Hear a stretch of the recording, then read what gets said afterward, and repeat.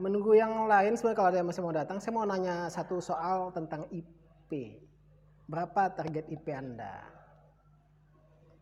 Bapak? Sebetulnya angkanya langsung, nggak usah dijelasin apa-apa. 3,5. Okay. Minimal 3,6. 36. 34. Bapak target IP-nya? Tamat ya, tamat IP berapa targetnya? 3,5. Di atas 3. 3,6 minimal. 3,5. Udah tadi, belum. 3,4. 3,5. Bapak IP itu paling tinggi 4. Jangan takut. Ngasih tahu angka saja. 3,5 ya. 3,5. Nah, ini yang mau saya jelaskan ke mahasiswa yang ini menunggu yang lain datang. Target IP itu berapa sih idealnya untuk mahasiswa? 3,5 itu tidak cocok dijadikan target. Nah, ini ya, ini. 3,5 tidak cocok dijadikan target. Sebab 3,5 itu nanggung. Tinggi tidak, rendah tidak. Yang nanggung-nanggung ini jangan jadikan target. Sekarang gini, kita sebagai mahasiswa pastikan kalau IP itu sudah jelas tujuannya apa. Target IP kita tuh tujuannya apa sih gitu. Kalau kalian tujuannya untuk dapat beasiswa studi lanjut, targetkan IP minimal 3,75. Ini ada? Ada. Tapi lihat beasiswanya sih. Nggak. Batasan umur itu lihat usia. Kalian masih muda, nggak akan kena itu. Biasanya tua yang masalah. Yang kayak saya ini udah batas-batas usia injury time ini kalau beasiswa. Dan saya termasuk menyesal, bukan menyesal sih ya. So, saya dulu cita-cita target saya IP itu 3,0. Ternyata untuk beasiswa itu akan lebih mudah kalau 3,75. Makanya kalau kalian target beasiswa, IP 3,75. Kalau nggak target beasiswa, ngapain tinggi-tinggi IP? Ngapain tinggi? Apa tujuan tinggi? Apa tujuan IP tinggi-tinggi?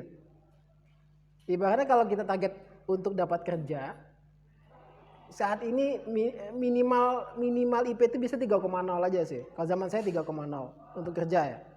Dalam artian kita tamat 3,0, teman kita tamat 3,9, lama kerja di tempat yang sama, yang syaratnya 3,0, sama-sama bisa daftar kerja. Itu syarat administrasi.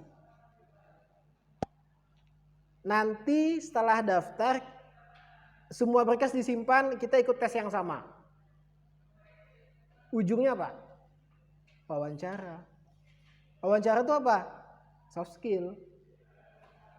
Nah, soft skill itu nggak lagi ada kaitan sama IP kita loh. Itu skill kita dalam komunikasi lagi. Makanya kita sebagai mahasiswa pastikan target itu IP itu jelas tujuannya apa. Kalau sekedar dapat skill, yang penting dapat ijazah Pak. Ya udah, ambil target minimal aja 3,0 misalnya.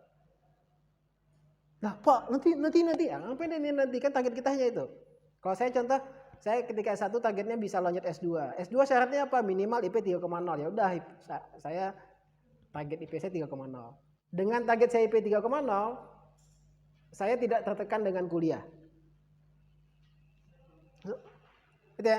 Saya punya target 3,0, saya tidak begitu tertekan dengan kuliah, dalam artian ya target saya 3,0. Alhamdulillah saya dapat 3,7. Tapi di antaranya ada 0. 3,07 tamat saya sesuai target. Bangga sekali, sesuai target. Ngapa targetnya? Teman saya satu alma mater 3,79 dan dia sedih. Ngapa? Rendah katanya. Wah, kaget saya. Enak sekali dia. Saya 3,07 bahagia, dia 3,7 nggak bahagia. Ngapa? Sebab dia targetnya lebih tinggi. Teman-teman dia 3,9 katanya. Dia cuma 3,7. Dan dia bilangnya ke saya yang 3,07 tuh gimana gitu ya mau merespon gitu. Tapi saya 3,07 bahagia sebab target saya tercapai. Dia 3,7 tidak bahagia sebab targetnya nggak tercapai. intinya ada target dulu. Ada target. Contoh kalau kita mau beasiswa, berarti target kita 3,75. Apakah kita tertekan dengan itu? Enggak, sebab kita punya target yang sangat menguntungkan di sebalik 3,75 itu. Maka kita akan lebih semangat untuk belajar 3,75. Tapi kalau kita enggak jelas tujuan, target 3,5, kemudian kita ikut kuliah, stres dengan target sendiri, nah ini ada masalah dengan targetnya. Kalian akan apa ya, ibaratnya dengan target yang sesuai, kita bisa memanage waktu kita dengan lebih baik.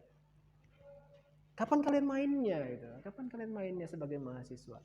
Mahasiswa itu bukan terperangkap di ruang kelas. Ingat ya, mahasiswa itu bukan terperangkap di ruang kelas saja.